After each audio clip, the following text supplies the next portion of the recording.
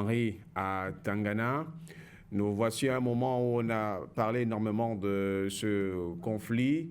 On a également estimé à un moment donné qu'il fallait que le calme revienne pour que des meilleures conditions de vie soient faites, pour le cas notamment des populations à la fois russes et ukrainiennes, mais également aussi pour ces Africains qui ont souvent trouvé élu domicile pour des raisons d'études, des États-Unis qui sont venus pour tenter de calmer le jeu, même si derrière on peut imaginer qu'il y a des intérêts économiques, mais on n'arrive pas à comprendre comment est-ce que l'Ukraine a réussi à braver cette interdiction d'accord pour aller encore jusqu'à frapper les infrastructures énergétiques russes. Sur quoi est-ce que l'Ukraine compte? Ou un peu, on va tenter un peu de comparer le comportement du président Volodymyr Zelensky avec celui parfois incompris du président Tshisekedi, même si comparaison n'est pas raison. Qu'est-ce qui ne va pas du tout dans la tête de ce dirigeant à vouloir briser le sceau du cessez-le-feu, à vouloir aller à l'encontre de ce qui a été évoqué? Pourtant, nous savons que sur le plan de poids et mesure, l'Ukraine ne peut pas tenir face à la Russie. D'abord, il faut comprendre que ce n'est pas une guerre de l'Ukraine contre la Russie. C'est une guerre des États-Unis et de l'OTAN contre la Russie et des pays européens. C'est d'abord ça qu'il faut comprendre. Et l'Ukraine n'est qu'un, comme on dit très souvent, Zelensky, c'est un pion. C'est-à-dire qu'en fait, on lui a dit, vas-y, on va t'aider. Et en lui disant, vas-y, on va t'aider, les impérialistes derrière poussaient, pour leurs raisons. C'est-à-dire que le parallèle, je ne sais pas si c'est avec qu'il faut le faire, mais c'est avec ce qui s'est passé pendant les décolonisations. Et ce qui s'est passé exactement pendant la Deuxième Guerre mondiale.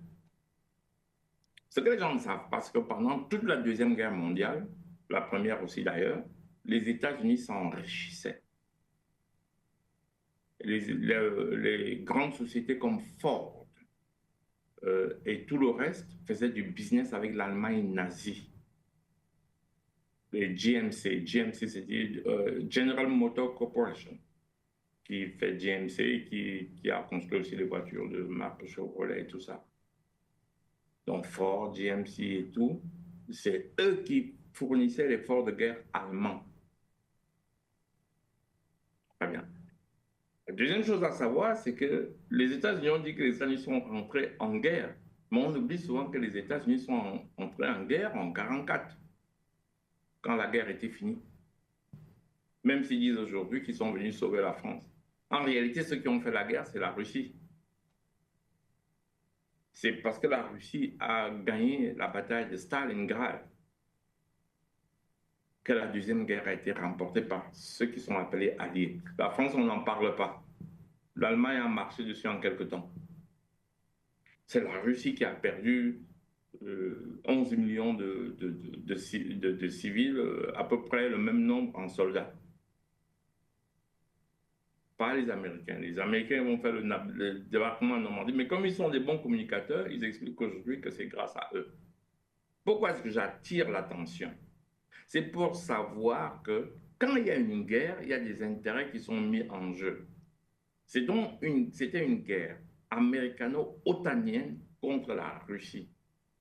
Alors quand vous voulez savoir ce que Zelensky fait, en réalité, l'Europe et l'OTAN, qui sont en train de perdre la guerre, cherchent des échappatoires. D'abord, les États-Unis viennent s'asseoir et dire « je viens régler le problème » et qui essaient de sortir la tête haute. Ce que la Russie, Poutine a fait aux armées otaniennes réunies est une humiliation. C'est une humiliation. Alors, ils essaient de sortir de là la tête haute. Alors, il y a donc ces derniers soubresauts de Zelensky, des attaques avec des drones sur sur des- sur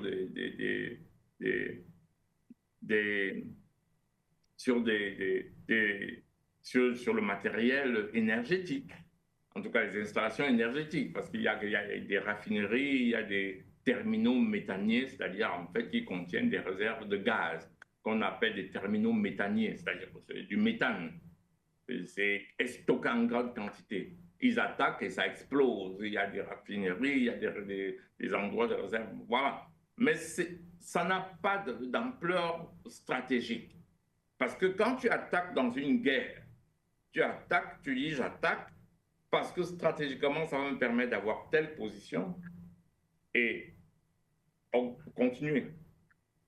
Ce que Zelensky fait, ce n'est pas de la guerre, c'est du terrorisme. Parce que le terrorisme, il n'a pas de visée géostratégique. Vous ne savez même pas pourquoi il fait. C'est comme on dit chez les petits, assume. Et le mot n'existe pas en français ni en anglais. Vous ne pouvez pas expliquer ce mot-là. C'est des mots bantous.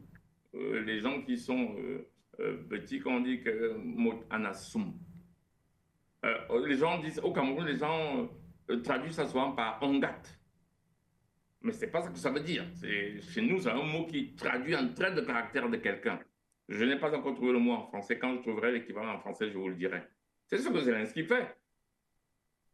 Ça n'a pas de logique géomilitaire. Je gâte. Et puis c'est tout. Ce n'est même pas, ça ne va pas lui permettre d'avoir des positions pour pouvoir négocier. Mais c'est juste faire semblant de sortir la tête haute pour dire ben, j'existe encore, je n'ai pas été totalement détruit. Alors que si ils continuent comme ça, ils n'ont même pas d'armes pour pouvoir négocier. Mais ils essayent là, Poutine essaie juste de dire, on leur dit une négociation pour leur donner la tête haute. Ce n'est pas une négociation, c'est une reddition pure et simple. Voilà ce qu'il se passe. Ça n'a pas de logique géostratégique. Ça n'a pas de logique stratégique. Ça n'a pas de logique militaire. C'est l'agonie de quelqu'un. Zelensky agonisant essaie de faire les derniers bruits. Je sors par là, pour un premier jet. Adama Inassé, nous avons un pays, l'Ukraine, qui, bien sûr, non seulement qui a été utilisé dans le cadre d'une guerre de proxy pour tenter de faire du mal à la Russie à travers l'Union européenne et l'OTAN, du moins dans leur force transatlantique qui est réunie. Aujourd'hui, cette Ukraine, malgré les éléments qui sont présentés devant elle, semble ne pas avoir une lecture. Quand vous regardez, pensez-vous clairement que l'Ukraine va s'en sortir au-delà de tout ce qui peut être fait dans son conflit vis-à-vis de la Russie, parce que les États-Unis ont des intérêts, notamment de pouvoir prendre du terrain à travers notamment les matières premières qui sont vers les terres rares, mais également aussi, on a vu à un moment donné, dans le cadre notamment des discussions, que ce sont les États-Unis et la Russie qui sont allés à la discussion. L'Ukraine, en réalité, n'a pas été réellement invitée aux discussions. Sur quoi également, je repose la question, l'Ukraine se base pour pouvoir agir. Est-ce qu'elle pense certainement que le semblant de protection, ou du moins la fourniture d'un armement qui est faite par l'Union européenne, peut lui garantir une certaine souveraineté? Est-ce que là, il ne s'agit pas justement des actions qui ne sont pas du tout des actions, je vais le dire, qui sont un peu comme un voleur qui venait chipper quelque chose pendant que vous avez à un moment donné faire une sorte de somme. Je dis, je me repose pour 5 minutes et que la personne ne voulant pas jouer le franc jeu vienne par derrière vous planter un couteau dans le dos. Ok, il faut dire que lorsqu'on demande si l'Ukraine pourra s'en sortir, dès lors que l'Ukraine a accepté de jouer le jeu de l'OTAN et des États-Unis contre la Russie, l'Ukraine a entièrement perdu sa souveraineté et l'Ukraine ne peut plus retrouver cette souveraineté. La preuve en est que ce sont les États-Unis et la Russie qui discutent de ce cessez-le-feu et non l'Ukraine et la Russie. C'est un peu comme les pays colonisés d'Afrique face à la France, qui les décisions en leur concernant sont prises en leur absence. Et d'ailleurs, c'est ce qui a amené l'AES à quitter la CEDEAO du moment où on décide du sort de l'AES en absence des chefs d'État de l'AES. C'est la même chose qu'on est en train de décider du sort de l'Ukraine en absence des dirigeants de l'Ukraine. Donc l'Ukraine ne peut pas s'en sortir. Soit que ce soit avec les Russes où Vladimir Poutine décide de démilitariser l'Ukraine afin que l'OTAN ne puisse pas, en tout cas, joindre l'Ukraine à leur cause, l'Ukraine ne va pas s'en sortir. Que ce soit les États-Unis qui vont profiter des ressources minières de l'Ukraine, l'Ukraine ne pourra pas s'en sortir puisque ces ressources ne vont plus bénéficier à l'Ukraine, mais plutôt aux États-Unis.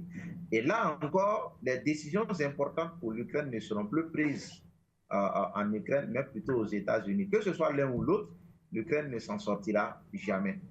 Maintenant, sur quoi compte l'Ukraine en faisant ces actions? Je pense que Poutine et le peuple russe sont déjà au courant de ce que l'OTAN et sa bande est, déjà à partir de l'accord de Minsk, qui n'a jamais été respecté, déjà même après la Seconde Guerre mondiale, où les Occidentaux et l'OTAN n'ont pas reconnu l'effort, tout l'effort que la Russie a mené pour la victoire dans cette guerre.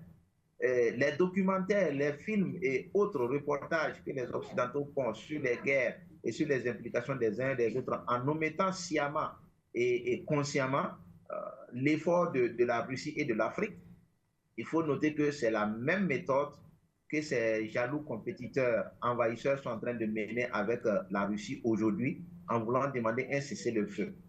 Et donc, je pense que la Russie ne devait pas se fier à ce cessez-le-feu-là. Du moment où eux-mêmes publiquement sortent pour dire qu'ils ne sont pas, ils ont gelé les avoirs de la Russie et ils s'interdisent des échanges commerciaux avec la Russie, c'est eux qui passent derrière encore pour négocier l'énergie de la Russie.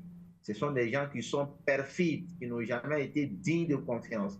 Et c'est cette même perfidie qu'ils ont fait pour pouvoir coloniser l'Afrique. Et c'est cette même perfidie qu'ils sont en train de faire.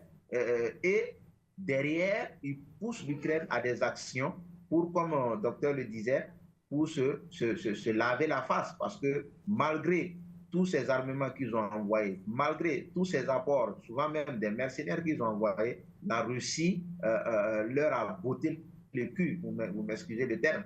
Et eux-mêmes, ils savent pertinemment s'ils doivent continuer dans cette lancée, ils ne pourront pas, même les installations énergétiques qu'ils ont pu toucher, si ce n'était pas ces discussions qui avaient été engagées, l'Ukraine n'allait pas pouvoir atteindre ces installations-là. Donc, c'est une méthode pour eux, pour pouvoir faire mal. Je ne maîtrise pas le terme que le docteur a utilisé, mais je pense que c'est la même pensée que j'ai. Ils savent qu'ils ne vont pas gagner. Ils savent qu'ils ne peuvent pas gagner. Donc, qu'est-ce qu'il faut faire? Il faut détruire. Voilà, il faut détruire pour faire mal. Parce que vous savez, lorsque vous êtes plus fort que quelqu'un, on a eu à faire ça à notre enfance. Lorsque vous êtes en confrontation avec quelqu'un de plus fort que toi et que des gens sont autour, qu'est-ce que tu fais? Tu brûles, donner le premier coup à là où ça fait mal et tu fuis. Donc, pendant ce temps, les autres vont venir demander pardon, intercéder et le plus fort aura toujours mal parce qu'il sait que physiquement, sur tous les plans, il peut te battre, mais malheureusement, il n'a pas pu te donner un coup. Et c'est cette stratégie, les Occidentaux, l'OTAN et son équipe sont en train de faire, pendant qu'ils sont en train de négocier un cessez-le-feu, au même moment, surtout ce sur quoi on est en train de négocier le cessez-le-feu, on pousse le plus faible à agir dans ce sens-là contre celui qu'on est en train de négocier. Donc, l'Ukraine sait, l'OTAN sait, les Américains savent, la guerre qu'ils ont engagée, que ce soit sur le plan des armes, que ce soit sur le plan militairement, que ce soit sur le plan économique, où ils ont pensé pouvoir mettre à genoux la Russie, ils ont échoué sur toute la ligne. Et qu'est-ce qu'il faut faire? Il faut détruire pour faire mal. Si nous tombons, même si nous n'allons pas gagner, il faut qu'on le fasse tomber pour que nous soyons au même niveau. Et c'est ce qui se passe un peu partout dans les pays colonisés. La France, en partant, il sait qu'il a perdu l'AES, qu'est-ce qu'il faut faire? Il faut tout détruire pour que l'AES ne puisse pas se lever. Là, nous allons tous perdre et personne ne va gagner. Et c'est comme ça, les envahisseurs, les impérialistes, les suprématistes sont.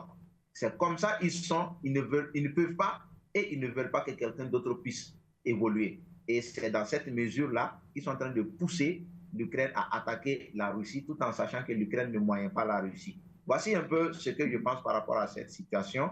Et Zelensky, n'oubliez pas, est une marionnette, un comédien qui a été à la tête d'un État. Donc, on est en train de le manipuler comme il le faut. Vous avez dû constater sa visite aux États-Unis, ce qui s'est passé.